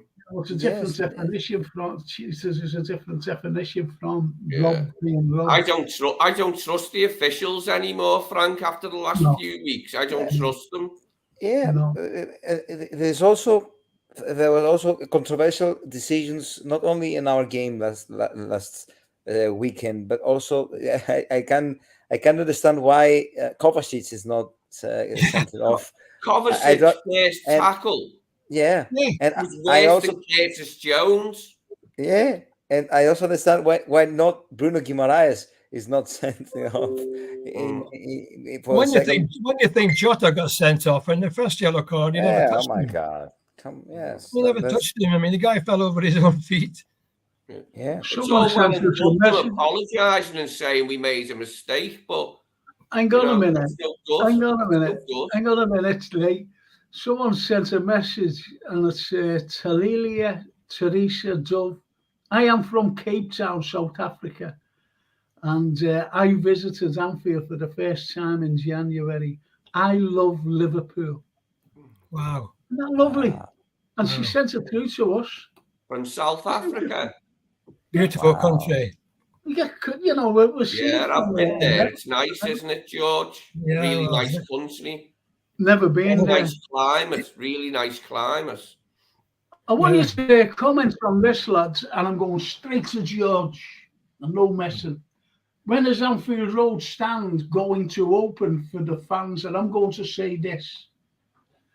It's been cancelled, the Everton game, for the upper tier. Yeah. So what do you think, George? Well, I thought it was going to be available for the Everton game. That was what I was led to believe. But if you're saying it's cancelled, then obviously you got some inside information there, Frank. I mean, well, hopefully it will be for the next home game or the one after that. We'll play Forest, not Forest, is it? After Everton? I'm not sure. Yeah, I think it's Toulouse, Everton, Toulouse, and then Nottingham Forest. I think it's Brentford, isn't it? Brentford or someone like that. Yeah, anyway. Brentford. Yeah, Brentford is at the end of October. Yeah, I would hope we'll be ready for the Brentford game then, because I was there the other night. There's a lot of seats in there now. They seem to be building up the seats. Yeah, they're building up the seats, George. But I looked at it today, And what's happening, where all the stands are and everything else, all the seats, there's sections that even the frames haven't even been built in, to put the seats there. And also, it really pisses me off. I'm being honest. I really am being honest. You've got the big corner where the away fans sit, and there's a big hole. There's a big hole in it. Even the cladding that needs fixing. It's shocking. It really is shocking. And there's still brickwork to do. The outside, I was talking to Francine today. I said, yeah, I'll have a look at that. And I said, there's health and safety there. Around where you go in, I'm talking about the stand itself. There's health and safety. I said, look at all this. I said, this has got to be tidied up before they allow anybody in. Well, health and safety has got to be there, because look what happened to Everton at the end of the stadium. Lad lost his life. So, you have to make sure the health and safety is spot on. So it's got to be right before they open it. But I mean, the contractors went bust, didn't they? Quite a few people died in Qatar, didn't they, building the Of course. Yeah. The World Cup, lots and lots, the Filipinos and whatnot, it's terrible. Terrible. Well, let's hope it's brilliant when it's finished, Frank. I'm desperate to be completed. I want to see it. Yeah, 60,000 there. That'll be brilliant. Yeah, it should give the atmosphere a boost as well, hopefully. I think that's a cracking by Ray Thompson. Ray's from Ray lives in Portugal, by the way. Lovely fella. Big Zed. My last memory was in Rome in 1977 when Tommy Schmidt rose above the Vatican and nutted in a cracking header. And then 3 days travel on a train back to Liverpool, and some lovely older ladies handing out sandwiches at Lime Street. He's so right about that. Yeah. Women and bananas. Yeah, it's about that, Frank. It was unbelievable. Bananas as well. People were handing out bananas. Yeah, lads. What a wonderful end to Tommy's career that was. Unbelievable. From a boy of 15. Not far from here, Tommy. Like after he retired, he only lived, I don't know, about 20 minutes up the road. People would see him occasionally, like in one of the local high streets shopping. Yeah.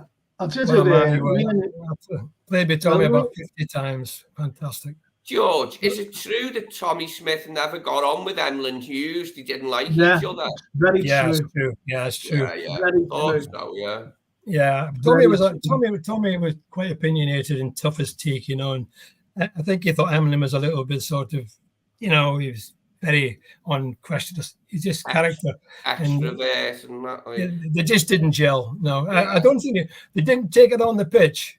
Yeah. Didn't take it on the pitch. I mean, they played, but off the pitch, they didn't get on. That can happen, can't it? In any dressing room, that can happen in any dressing room, can't it, George? Yeah. I think it was more to do with Kelly, the way Emlyn treated Kelly, I don't know what it was. Yeah, there was all sorts of things going on, And about, I think it was presents or something. I think they were playing Celtic in a friendly or something, or for something. And they were giving out vases, in boxes, wooden boxes or glasses, whatever it was. And there was none for Kelly, and Emlyn Hughes took it. That's what he said, and it's just nuts, the way players fall out. But then again, when Emlyn scored, he ran up and jumped on him, and everything was great. And that's the way. Never took it on the pitch. No. Yeah. And it's like Ian Rush and Kenny Dalglish. They never, they never had a bevy together. They never went to anyone's house together, or he never went to his, and he never went to Rush's. So I'm not saying they never got on. Make no mistake. Lorna Blenko, another one here. She says, "Hello, oh, it's gone. I'm sorry. Once it goes, it goes. I'm sorry." Yeah, listen, lads. I'm going straight to Marios. Yes. For players who need to step up, and this is from J.K. Kismet, need to step up are Jones, Diaz, Matip, and Konate. Diaz doesn't do what wingers need to do. Beat the man and get the ball in the box. Scores goals, though. I can't understand that. What do you think?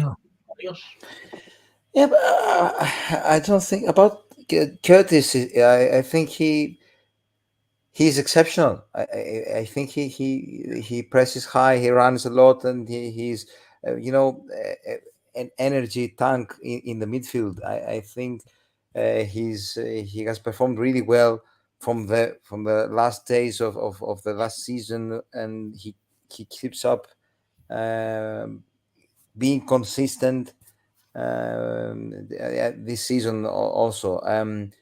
As for Diaz, I don't feel having I don't feel anything like that about Diaz. I think he's great. He when he gets the ball, he can cause problems, and that also that has impact in the defense of the opponent. And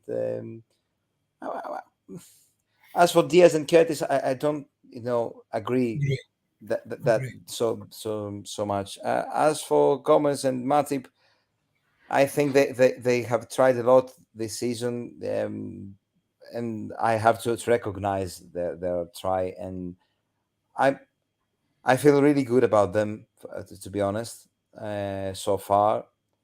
Yeah. Okay. Well, what about you, Lee? Lee, what about you on that comment? Suppose like no, sorry, it's not that. We're still there or there. That's not that as well. But anyway, we're still there or thereabouts in the league. It'll settle into a toss race, and I'll wager we're one of those three vying for the league. Klopp will find a balanced midfielder as the season pans out. What do you think? Yeah, I think it'll be us, City, and Arsenal vying for the title. I think the others. No, I don't think Spurs will be in it. United won't be in it. Yeah, us, as us, City and Arsenal. Yeah, it'll be the three going for the title, I think. And I mean, we'll have to see how City do in the Champions League this year. What sort of draws they get in the knockout stages. See if it taxes them a bit more this season. But I just don't want them to get the 4 in a row. I don't want City to win 4 in a row. I've never seen that in my lifetime. I don't know if it's ever been done. Lots of 3s have been done 3 in a row. We've done it. United have done it. I think Burnley done it in the 1800s, but I've never seen 4 in a row, and I don't want to see it. So you wasn't around in the 1800s then, Dave? No. I'm not saying you, George. I'm not going to mention you, mate. I wasn't around. Yeah, we can't be having City walking off with the title 4 years in a row. Yeah, oh my God. Yeah, but I think with City now, you see, they've lost the last 2 games, last 2 league games, and they're paying the price because De Bruyne is out, Rodri's out, Stones has been out. Yeah. And there's the one who's gone. They've got rid of Mahrez, who used to frighten me to death when he came on. And there's a couple of others, Jesus. So, I mean, they're slowly having, and Gundogan. Yeah, the one, yeah. So the heart of the team is not there. And then you're looking at like Grealish and Foden and them to step up and young lad coming in. So maybe they might just not be quite the force they were. When De Bruyne got injured, they carried on winning and playing well. But as soon as Rodri went out the side, they've lost 3 games on the spin. They won in Leipzig, didn't they? But they lost to Newcastle, lost to Wolves, and then lost to Arsenal. So that just shows you how essential, how integral Rodri is to their system. Yeah. You know what I mean? Yeah. Without Rodri, they're not the same team. They're not the same team. No. Be interesting this season. What about this from Nora Batty? I'd swap Szoboszlai and McAllister because Szoboszlai looks more capable defensively than McAllister. So what he's saying, he put him in in McAllister's position while he's playing today, like that number 6 role. What do you think of that, Marios? Would you do that? Would you swap them around? The problem is that I would love to see McAllister in number 8, but I love watching Szoboszlai also in number 8. I think he's a proper number 8, and don't think I would do that, to be honest. No, Szoboszlai is an attacking midfield player, isn't he? You know, he works hard. He can shoot from outside the box. He's a great passer of the ball. He reads the game well, and that would nullify him, I think, if you put him in number 6. And he likes to run with the ball, you know, and go forward. And, so I think that's his big, ability, and that's why I wouldn't want to see him as a number 6 to be in this certain position and not move so big in the stadium. Yeah, Gerald Merry, and she must have bought the book. George, your Port Elizabeth record was pretty decent. Well, we won the league championship in 1967. I was the second top scorer in the country, so I did really well in Port Elizabeth. I think one of the reasons was in South Africa the pitches were quite firm, a bit like they are today. A lot of grass on them, and I was quite quick. Whereas in England it was very muddy. Maybe nullified me a little bit, but I did well in Port Elizabeth. Yeah. Excellent. Isn't it good though? At least they're reading your book, obviously. Yeah. So what do you think of this? Liverpool need to win the Premier League, Europa League, League Cup, and FA Cup this season, 23-24. That'll do me. To everyone, just one of them will do, mate, to be honest. I'll take that. Yeah, any of them. The Premier League would be great. Any of them. I'd take, out of the 3, if I had to win one of them, obviously, but, take the Premier League away. I'd take out of the others, the League Cup, FA Cup, I'd take the Europa League. Yeah, because the final's in Dublin. Yeah. Not only that. Trophy. Yeah, you're automatically. And you get Champions League qualification automatic. Yeah, absolutely. What was you rather see, George? Leave the Premier League out of it. Europa League, League Cup, or what would you like? Well, it's got to be the Europa League, isn't it? Because the Europa League gets you free reign into European Champions League next year. Gets a final in Dublin, which will all be there. It'll be absolutely massive, Dublin. Can you imagine? Dublin.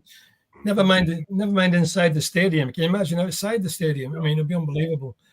It'll be great for days. It'll be great for Dreamland, that is, if we can get to Dublin. Yeah. I think once we get into the knockout stage, he needs to play a strong team, I think, and go for that. What do you think, Marios, out of those 3? Forget the Premiership. Yeah, I would definitely go for Europa League because it's the only trophy that Klopp misses. I think that's the other reason. Yeah. I think it's a kind of motivation for him also. Yeah, it's if you think about it, if Klopp won this, we won it. Klopp was won everything that can be won in football, club football. Everything in 8 years. Like Bob Paisley, look what he's had in 9 years. But Bob has more trophies. But if you look at Klopp's achievements, don't forget, 3 European Cup finals, unbelievable.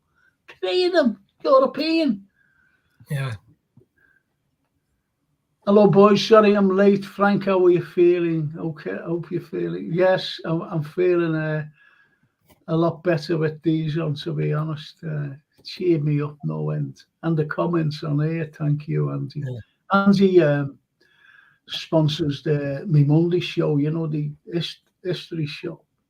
And I've done a couple of murders last night, which were very that was good last night, Frank. Did you enjoy it? Yeah. Do you know what I was thinking? I was thinking of putting on a history show on Friday night. because I want to do these majors. I couldn't find me majors that I wanted to do, and I found them. I actually found them. I was just looking today. We have free time, so I might do another one. You know, these majors on Friday rather than the Monday. Anyway, interesting. Isn't that lovely? Big up, bless and respect. Vase of flowers, George, Frank, and Marios. I think he's got off. Thanks, Richard. Thank you, Richard. Well done, Richard. Some good comments. Some good comments there, mate. As absolutely. You know, as Stephen says there, Snapey, we were cheated at Spurs and poor at Brighton, and you couldn't argue with that. I'm afraid it might come down to City dropping 6 and then we dropped 5. Yes, we got robbed, but Jurgen's defending cost us on Sunday out of an extra 2 points. Jeez, that's a harsh one. That really is. Liverpool were cheated by referees and the English FA. I do not trust VAR, pundits, officials, FA, and rival teams. Yeah, they've got an agenda. They've definitely got an agenda. Easter next year will be ready. You know, we'll be ready next year. This is what he's saying to Brian Edley. Get Gap Payton in, mate. We will sort the stadium out in the flesh. What he's talking about there. That's just fair. It's absolutely a cheap option. And they don't work weekends, and all this work has to be done. They don't work. Well, it's the club or the owners or whatever. Oh, don't give them Sunday work. Double pay. I think it's shocking. Yeah, they should be working 24/7. Yeah. Let Thiago to do it. He's up to nothing, is he? Thiago's got time to spare. Let him paint it. Back here. I think young Batatic, while he's off, he's becoming a plumber. This Jones 8 wagon needs. This is Daryl Merry, and I totally agree. Needs to stop. He is fantastic at the moment. To be brutally frank, I've not heard any Jones hate wagon. I've not heard it. No, they have. Believe me, they have. I was at the Jamie Phillips show a few weeks ago. It's crazy. He was going on this fella, forget who it was. You know, they've got them pseudonyms. I don't see why, you know, they have these pseudonyms, to be honest. Like Vase of Flowers, you know, that fella, he's got a pseudonym as well. But this fella went on and he mentioned in a short sentence about Jones being a Scouser, and that's why he's picked a Scouser. That's nonsense. Absolutely. So, you know, that is hate against it is hate. I don't care what because he's a Scouser. I've heard people saying that they're not particularly fans of his, but I've not heard anyone saying that he's like a rubbish player or anything. But then, you know, I don't know. You don't see every comment, do you? No, I really like Jones. I think he's good. I think he's a great player. Proved himself. Lee's right. The European Cup could be a bigger influence on the Pep's team than is first envisaged. Don't forget Trent's fit again and his passing. It's a hard trophy to win 2 years running. So let's see how they go with that one. Yeah. And Darryl says, I didn't read your book, George. I Googled it. Much better to read it. Absolutely. Lads, it's been a great game. Frank, good luck at the hospital. George, always great to see you. And thanks for those photos, Lee and Marios. Thanks, lads. God bless you. Good man, Brian. Isn't that lovely? Yeah. I can't answer that, you know. I mean, I'm not putting that up. Right, where are we? No games this week. No games. Getting Thiago to paint the new stands is just ridiculous. Gap painting services wouldn't charge 50k a week. I thought it was a good idea. Give the lads something to do. I used to paint the stand when I was a kid. Yeah. Shankly used to have them doing like We did. We used to paint the turnstiles and paint the barriers and all that on the cup. Yeah. Well, it's a great psychological tool, though, isn't it, to keep players humble, get them doing, humdrum jobs, keep them humble. And there's a night for Chris Lawler, and I was talking to the way you're having a chat and whatever, what's going to go on, what's going to happen, and just chatting. And he said he used to go on a bike to Anfield, straight. And he said, Shankly went up to him and said, "Here, you're going in there, get to Bob." And Bob's outside, Bill's in the dugout. And him and Tommy Smith were like the little can lads just giving them the bricks. So funny, you can imagine Shank, get up there, get to Bob. He called him a malingerer. The malingerer. He only missed 3 games in 7 years. He missed 3 games. About 4,000 games. He's a malingerer, Lord. Bloody malingerer. Absolutely brilliant. You really sounded like him then, George. That was a good one, though. You have to come and see me after dinner talks. like to, right? For charity. Listen to this, man.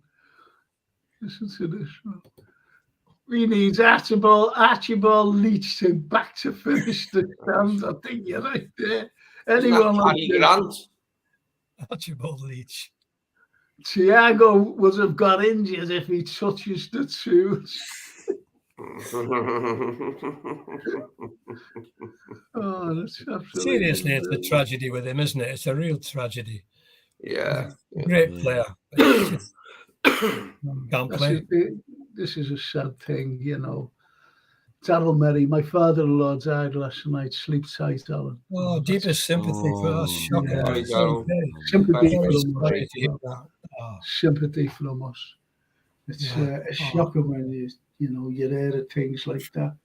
But as I said, it's the likes of I can't go to a funeral of a very good friend of mine, so it's just sad. On Friday, I'm at the hospital. It's just one of these things. But anyway, lads, I can't even ask you to give a prediction because we're not playing. We can't do anything. Go for the Everton game, Frank. But that's what I mean about the stand. It's absolutely ridiculous. That should have been finished. They promised, didn't they? Let's be honest. They promised that it'll be open for the Everton game. They said it'll be fair, and now I know that it's been. I find it a bit embarrassing, Frank. It is embarrassing. That's what I've been saying all the time. Yeah. They must have the money. I can't understand why there's a delay. I know they went bust, the contractors, but there's plenty of people who could come in surely and get it finished. Well, they brought people in. Yeah. They brought people. But when they were building it, I'm talking about the roof. You get them fellows with the drones. I counted 3 fellas putting all that sheeting on. 3. That's all that I counted. I said, what's that going on? You see 2 fellas carrying a bit of sheeting over to the fella who was laying it. What's going on? Sounds crazy. And, you could just tell that it wasn't going to. And I said last year, honestly, I said it. That's not going to be finished. They're losing a fortune. They're losing a fortune, aren't they, in season? Yeah. Every game must be costing £1 million. 10,000 seats, whatever it is. It's well behind schedule, isn't it? It's well behind schedule. But anyway, matters on the pitch are more serious. Yeah. Just hope we get no injuries in the internationals. Well, JK Kismet, rest in peace, You Never Walk Alone, when we mentioned. Yeah, good man. Yeah. You know, and Frankie, you come first, mate, and thank you for your kind words, lads. We are devastated. I know how you feel. You just can't put your finger on anything. No. You really can't. And something happens like that. It's just. Yes. It's Yeah, just, I know. It's just shocking. So sorry there, Daryl. All of you wonderful. All of you are wonderful, beautiful, great bunch of lads. Good night, says Richard Hudson. Isn't that lovely? Isn't that lovely? Lads, when I was young, we had a dog called Sniper. One night, my mum thought he was lost. She opened the front door of the Troubles and shouted, Sniper. All the soldiers ducked the cop. You have to have a laugh there. Well, it's good night to you. It's good night from me. Been a blast, gents. Thanks, Frank, Lee, Marios, and George. You never walk alone. JFT. Snapey. Yeah, Snapey. Yeah. Justice for the 97. Yeah, I agree. Yeah, 100%. Yeah. Yeah, Richard. Yes. You're frozen, Frank. Picture's frozen, isn't it? I hope so. Can you hear me? I hope so, yeah. Good night. I'm sorry about that. It's all right. Yeah, it's just frozen, isn't it? I'll see you Thursday. All the Let's come back. There you go. Yeah. I'm sorry, Dan. Sorry, Bit of a shame, the international break right now, isn't it? But you know, we've got 2 weeks to wait. Season's only started, 2 internationals. Yeah. I know, it's crazy. 2 weeks, isn't it? Crazy.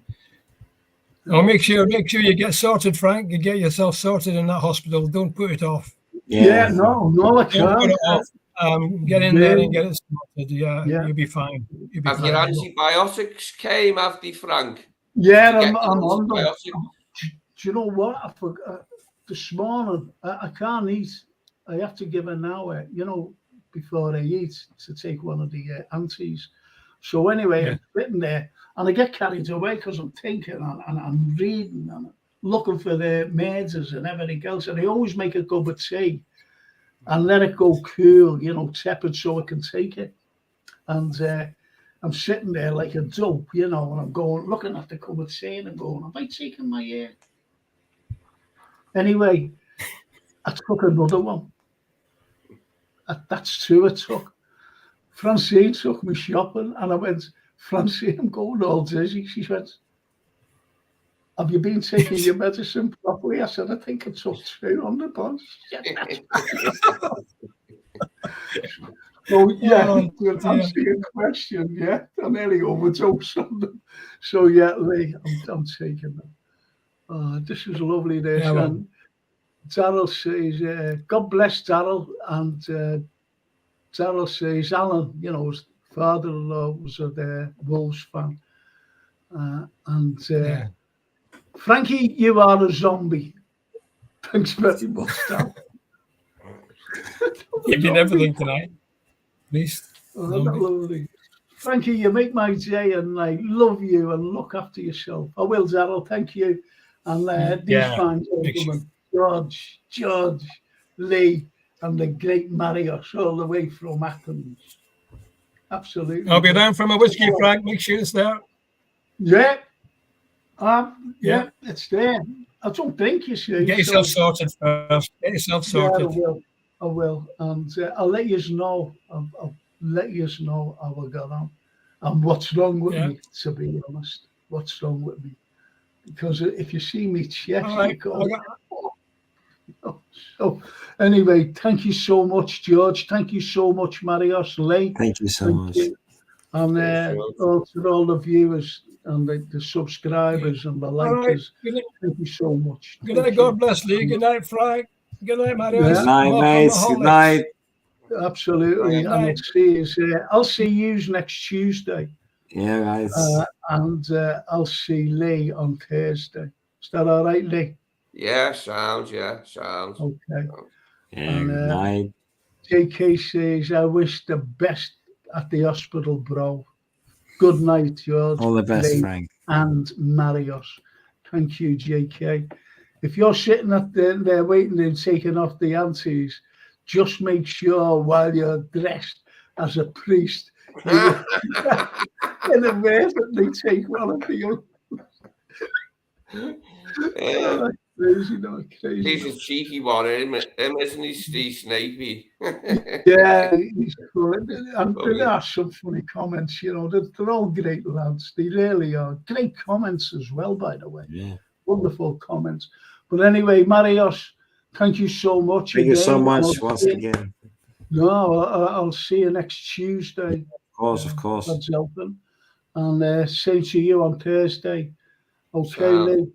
And I think I get them links sorted. The ones that were going to me junk mail, they weren't working, but Jason sent me a thing saying you've got to take them out of your junk mail or something and put them in the inbox first. Yeah, because it's the inbox, yeah. I'll work it out, but yeah, it was pretty straightforward. It'll work it out for you, okay? Yeah, sound, mate. Thank you so much, and I'll see you all on Thursday, and also Mario, George, next Tuesday. Also, thank you so much. And if you're there, I might do a history show if there's any history buffs out there on Friday night, same time, 8 o'clock, and I might do tomatoes. That'll be good. Thank you so much. Thank you, Lee. Thank you, Mario. Thank you, mate. Thanks, Mario. See you later. Thank you. Thank you.